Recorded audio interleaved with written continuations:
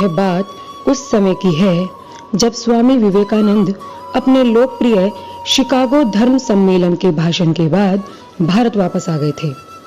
अब उनकी चर्चा विश्व के हर देश में हो रही थी। सब लोग उन्हें जानने लगे थे। स्वामी जी भारत वापस आकर अपने स्वभाव के अनुरूप भ्रमण कर रहे थे। इस समय वे हिमालय और इसके आसपास के क्षेत्रों में थे। एक दिन वो घूमते घूमते एक नदी के किनारे आ गए। वहां उन्होंने देखा कि एक नाव है, पर वह किनारा छोड़ चुकी है। तब वे नाव के वापस आने का इंतजार करने लगे और वहीं किनारे पर बैठ गए। एक साधु वहां से गुजर रहे थे।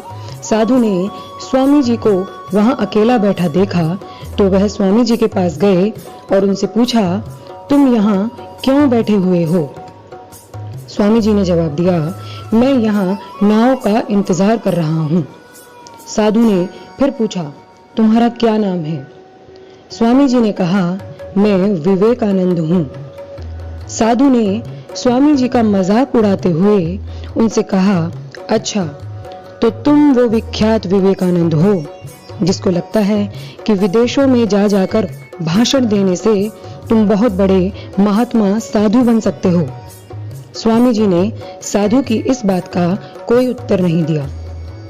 फिर साधु ने बहुत ही घमंड के साथ नदी के पानी के ऊपर चलकर अपनी शक्ति का प्रदर्शन किया।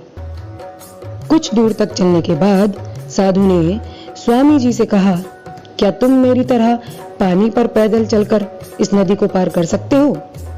स्वामी जी ने बहुत ही आदर और विनम्रता के साथ साधु से कहा, इस बात में कोई शक नहीं है कि आपके पास एक बहुत ही अद्भुत शक्ति है, लेकिन क्या आप मुझे यह बता सकते हैं कि आपको यह असाधारण शक्ति प्राप्त करने में कितना समय लगा?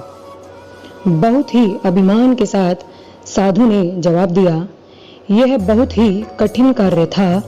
मैंने 20 सालों की कठिन तपस्या और साधना के बाद यह महान शक्ति प्राप्त की है। साधु का यह बताने का अंदाज बहुत ही अहंकार भरा था। यह देखकर स्वामी जी बहुत ही शांत स्वर से बोले, आपने अपनी जिंदगी के 20 साल एक ऐसी विद्या को सीखने में बर्बाद कर दिए जो काम एक नाव 5 मिनट में कर सकती थी।